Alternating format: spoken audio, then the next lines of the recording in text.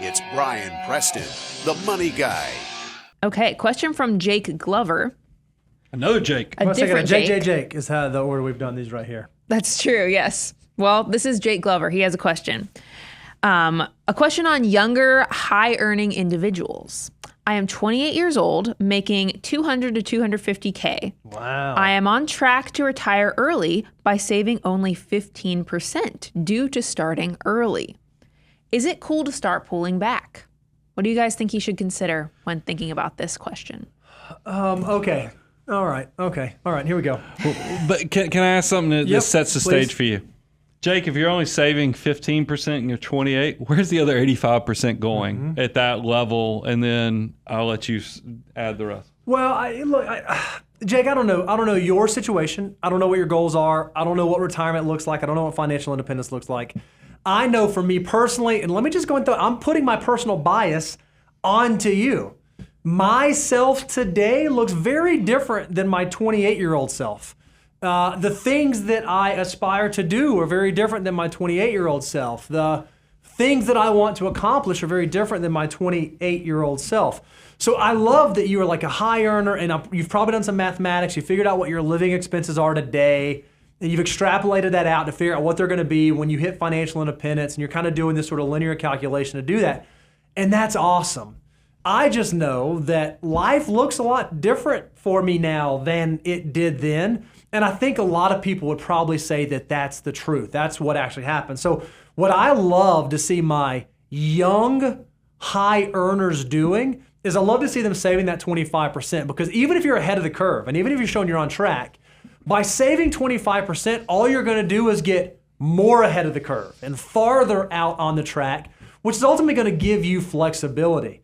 I'm kind of with Brian. If you're only saving 15% and you're thinking about backing that down, I can only assume that that money's going to go to lifestyle. Well, the more expensive your lifestyle is now, the more expensive that's going to be to replace whenever you get to financial independence. So I would be thinking, okay, if I squeeze the balloon, save less now, live more now, I'm also expanding how big the balloon needs to be when I get to financial independence. I love seeing my young folks, even my high income earners, even folks in your situation, hitting that 25% number, at least until the foundation gets so big, they say, okay, now I can back off. Backing off is not a matter of being ahead of the curve based on the trajectory you've plotted out.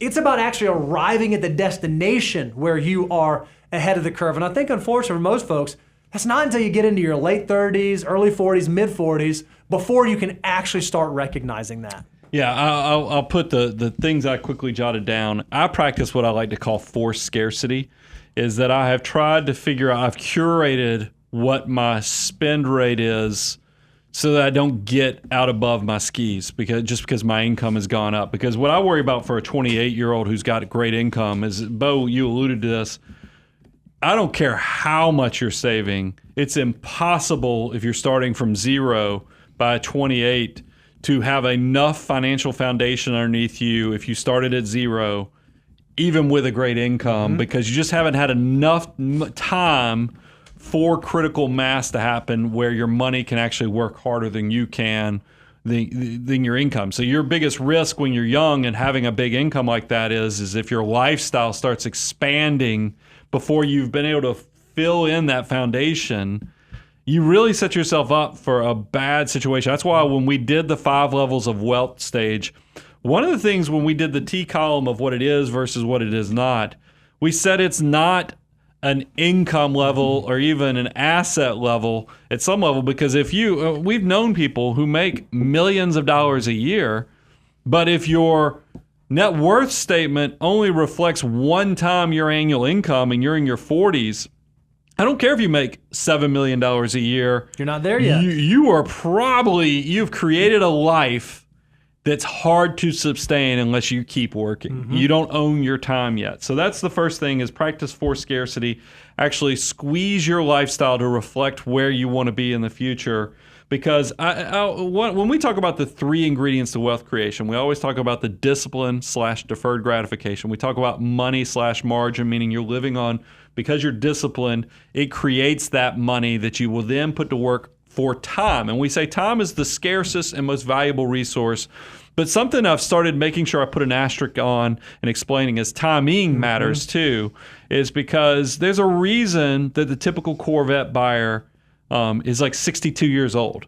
Is because a person your age, like if you were thinking about, and you're probably not thinking Corvette, because like I said, the average age, but it is one of those things where you don't want to go buy the fancy car and other things because of what that money could do. It's back to the whole foundation point. I would encourage you, go look at the 5 levels of wealth show we did. Only caveat I'd put on that is I talked about level 5 was abundance. Abundance is something that really kind of sits on top of 3 and 4 of the levels of wealth, is because you will get to a maturity of wealth and life that you kind of know what makes you happy, what gives you purpose, and it's not really only financial decisions. I'm worried at 28, do you have the spousal situation? Do you have the houses? Do you have the kids? There's just a lot of life that's going to come at you that's going to change all the dynamics. So, I know we're running along with this. I had a special needs child. That blew up a lot of my basic planning. It's because now instead of 1 retirement, I have to have 2 retirements. Pay attention to those things, Jake. You've got an incredible opportunity here. It's a blessing. Just make sure that you are very responsible and don't get out ahead of your skis. I know you could look so cool, but most people, they don't care what car you drive. They don't care what house you live in. They're more worried about what they got going on. Don't let pride, don't let the influencers lead you to think something else.